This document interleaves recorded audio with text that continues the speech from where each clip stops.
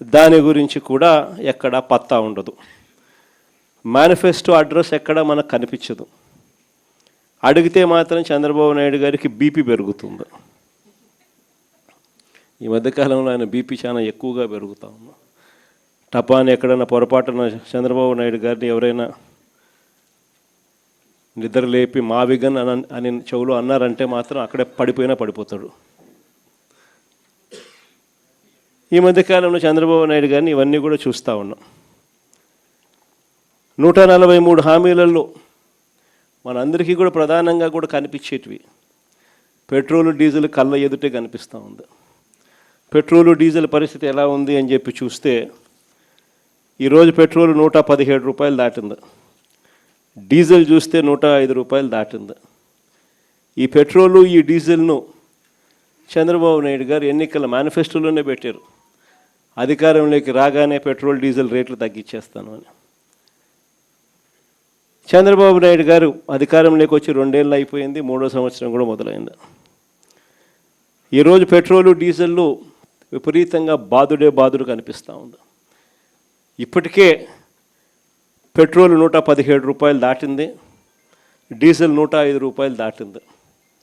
ఇందులో స్టేట్ గవర్నమెంట్కి వచ్చే ట్యాక్సుల రూపేణా వచ్చే సొమ్మే పెట్రోల్ మీద 31 రూపాయ 62 పైసలు, డీజిల్ మీద 23 రూపాయల 46 పైసలు.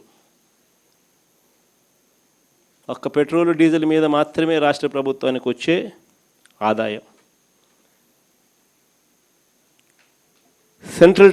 సెంట్రల్ గవర్నమెంట్కి వచ్చే ఆదాయం పెట్రోల్ మీద 11 రూపాయల 90 పైసలు అయితే డీజిల్ మీద 7 రూపాయల 80 పైసలు. మరి ఈరోజు 117 రూపాయలు పెట్రోల్ కనపడుతుంది, 117 రూపాయల 10 రూపాయి, డీజిల్ 105 రూపాయల 10 రూపాయి. మరి ఇంత దారుణమైన బాధుడు కనిపిస్తూ ఉన్నప్పుడు నీ పెట్రోల్ మీద నీకు వచ్చే ట్యాక్సులు, డీజిల్ మీద నీకు వచ్చే ట్యాక్సులను నువ్వు ఎందుకు తగ్గించడం లేదయ్యా? ఎన్నికల మేనిఫెస్టోలో నువ్వే కదా ఈ మాటలన్నీ రాశావు కదా అని చెప్పి అడిగితే మాత్రం చంద్రబాబు నాయుడుకు బీపీ పెరుగుతుంది. సరే, ఎన్నికల హామీలలో ఇంకా చాలా ఉన్నాయి. సూపర్ 6లు సూపర్ 7లు పచ్చి మోసాలుగానే కనపడతా ఉన్నాయి. సూపర్ 6లు సూపర్ 7లు పూర్తిగా ఒకవైపున ఎగరగొడుతూనే మరోవైపున ఈ సూపర్ 6లు సూపర్ 7లు అన్నీ చేసేసాము అని ఏకంగా అడ్వర్టైజ్మెంట్లు ఇచ్చుకుంటా ఉన్న ముఖ్యమంత్రి బహుశా దేశ చరిత్రలో ఎవడు ఉండడేమో.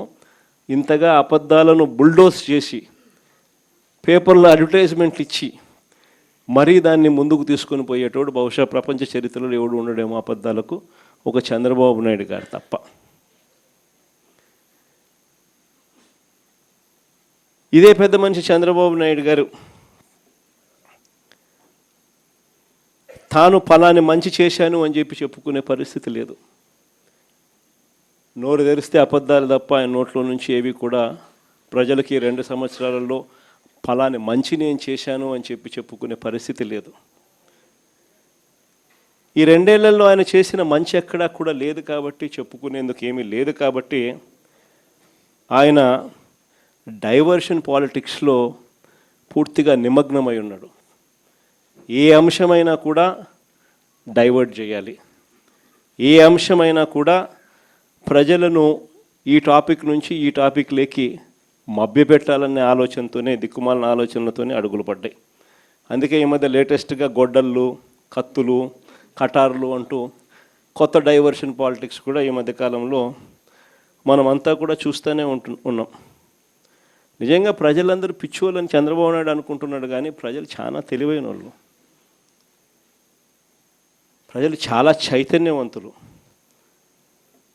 నిజంగా రాష్ట్రంలో ఏ ప్రాంతమైనా బాగుపడిందన్నా, రాష్ట్రంలో నిజంగా ఎక్కడైనా అభివృద్ధి జరిగిందన్నా, నిజంగా రాష్ట్రంలో ఎక్కడైనా పేదవాడికి 4 ఏళ్ళు నోట్లోకి వెళ్ళాయి అన్నా, ఒక రైతు బాగుపడ్డాడన్నా, ఒక అక్క చెల్లెమ్మ బాగుపడిందన్నా, ఒక పిల్లాడు చదువుల విషయంలో బాగుపడినాడన్నా, ఇవన్నీ ఎక్కడైనా జరిగాయి అని అంటే ఒక నాన్నగారి పాలనలోనే జరిగాయి.